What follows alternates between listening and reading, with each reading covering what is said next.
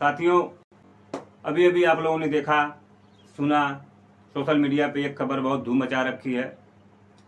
इटावा जिला में किसी यादव कथावाचक यानी कथा कहने वाला को बहुत बुरी तरह से लताड़ा गया, बाल छील दिए गए, उसकी चुर्की काट दी गई और यहाँ तक कि पूरे समाज को, पूरे भारत को शर्मसार करने वाली घटना हुई, जो सुनते होंगे आप लोग तो 1 मिनट के लिए दिमाग झंझना जाता होगा। अब तक आप लोगों ने यही सुना था कि गाय मूत्र यानी जिसको हम माता, हिंदू धर्म के हिसाब से जिसको हम माता मानते हैं, माता लोग बताते हैं गाय हमारी माता है, तो गाय के पेशाब को जो लोग कहते थे यह शुद्ध है, यानी यह किसी चीज के ऊपर इसका छिड़काव कर दिया जाए तो वह चीज शुद्ध हो जाती है। और गंगा जल को भी लोग बताते हैं कि वह शुद्ध माना जाता है क्योंकि वह गंगा माता जी हैं।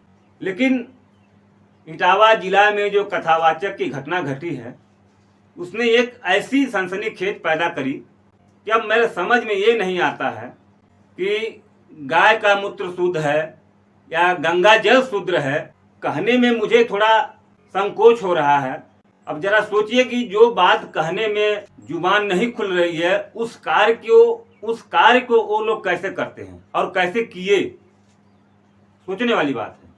आप बताइए, आप लोग जरा सोचिए, सुनते होंगे आप लोग, देखे होंगे कि एक औरत के पेशाब से इंसान को शुद्ध किया जा रहा है। यह अपने आप में कितना शर्मसार करने वाली घटना। और जो लोग ऐसा कर्म किए उनको लगता है कि मैं किसी एक समाज का, किसी एक वर्ग को शर्मसार कर रहा हूं, लेकिन उनकी गलत फहमी है पूरे भारत को शर्मसार करिए। पूरे भारत की संस्कृति पर धब्बा लग रहा है, सवाल पैदा हो रहा है। और सबसे बड़ा हिंदू धर्म जिसकी ये लोग माला जपते हैं, हिंदू धर्म, उस पर सबसे बड़ा सवाल पैदा हो रहा है, खड़ा हो रहा है कि क्या अब गंगा जल से, गाय के मूत्र से बढ़कर एक पंडिताइन यानी एक वर्ग की औरत जिसे हम पंडिताइन कहते हैं, पंडित जी, उनकी औरत, उनका मूत्र जो है अब इन सबसे पवित्र हो गया?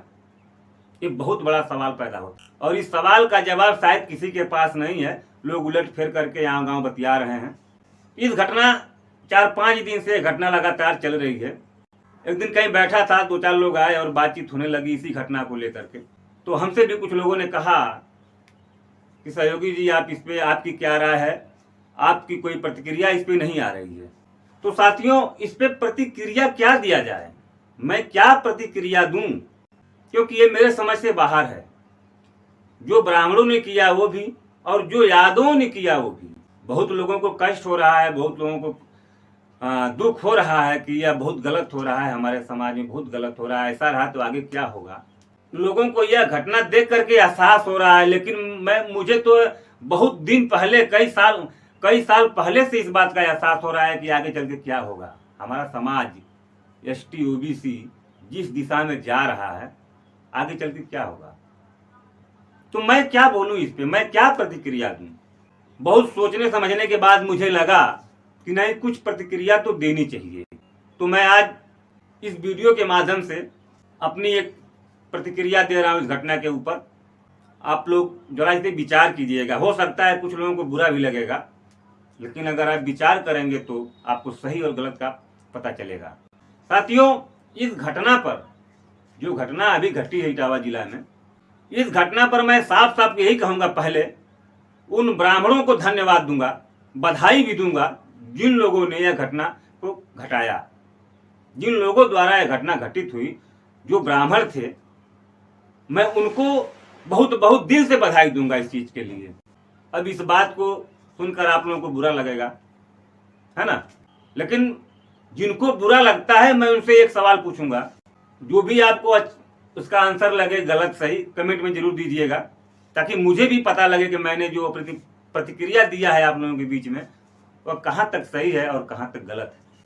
साथियों, जो यादव कथावाचक बन के कथा कहने गए थे, सीधी सीधी बात है कि वो हिंदू धर्म में विश्वास रखते हैं, तभी तो हिंदू धर्म का प्रचार कर रहे हैं। कथा कहने का मतलब हिंदू धर्म का प्रचार करना, हिंदू धर्म में विश्वास रखना, सीधी सीधी बात है। तो जो कथावाचक चाहे किसी भी बिरादरी का हो, बिरादरी को छोड़ दीजिए, अब सीधे धर्म की बात करते हैं हम। जो कथावाचक कथा कहने गया था, उस सीधी सीधी बात है कि वह उस कथा में विश्वास रखता है, भगवान में विश्वास रखता है और उस धर्म को मानता है, उस धर्म में विश्वास रखता है। सीधी सीधी बात है। तो जब वह उस धर्म को मानता है, उस धर्म में विश्वास रखता है, तो क्या वह उस धर्म की जो नीतियां हैं उसको कैसे भूल गया? उस धर्म की नीतियां को क्यों भूल गया? बहुत लोगों को अच्छा नहीं लग रहा है, बहुत लोगों को बुरा लग रहा है कि उसका बाल छील दिया गया, उसका चोटी काट दी गई, उसको पेशाब से नहलाया गया। मैं तो कहता हूं कि उसके साथ जो भी हुआ वो सही हुआ। मेरे हिसाब से जो हुआ वो सही हुआ। क्यों? कि उसने गलती किया है। अगर वह हिंदू धर्म को मानता है तो हिंदू धर्म के नियमों को तोड़कर उसने गलती किया है और मनुस्मृति के हिसाब से उसको सजा मिलनी चाहिए, जो उसे मिले। इस पर बखेड़ा करने की जरूरत नहीं है। नेता लोग इस पर राजनीति कर रहे हैं, उनको राजनीति करने की जरूरत नहीं है। अखिलेश जी, मैं सुना कुछ बयान दे रहे थे, तो अखिलेश जी के बारे में क्या कहा जाए? वो खुद ही धर्म में लिप्त हुए हैं, तो उनको भी धर्म का ज्ञान होना चाहिए। अगर आप हिंदू धर्म में हैं, हिंदू मानते हैं, तो हिंदू धर्म की रीति रिवाज, नियम कानून को भी मानना चाहिए। आप उसको क्यों भूल जा रहे हैं?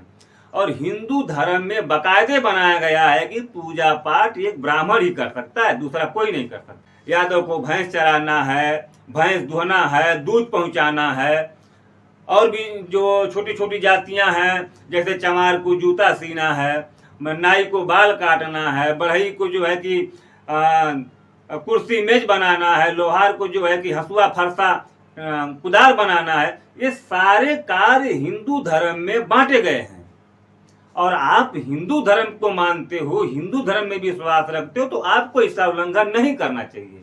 और अगर आप इसका उल्लंघन करोगे तो आपको उसका दंड अवश्य मिलेगा, जो मिला है आपको। इसमें राजनीति करने की कोई बात नहीं है। सबल समाज, ओबीसी समाज, एससी समाज, एसटी समाज है, ये बनाया गया है ना।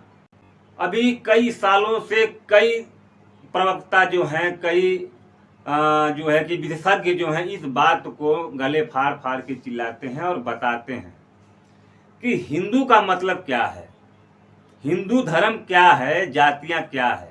मैं पूरी बात आप लोगों को नहीं बता सकता इस वीडियो में, क्योंकि वीडियो काफी लंबी हो जाएगी और उसके लिए काफी समय चाहिए। मैं आप लोगों को शॉर्टकट में बता रहा हूं और उम्मीद है कि आप लोग अच्छी तरह इसको समझेंगे, और समझेंगे तब जब इस वीडियो को आप पूरा देखेंगे। तो आपसे रिक्वेस्ट है कि आप लोग इस वीडियो को पहले पूरा देखिए, उसके बाद मेरी प्रतिक्रिया क्या है उस पर जो आप लोगों को कमेंट आए वो कमेंट दीजिएगा।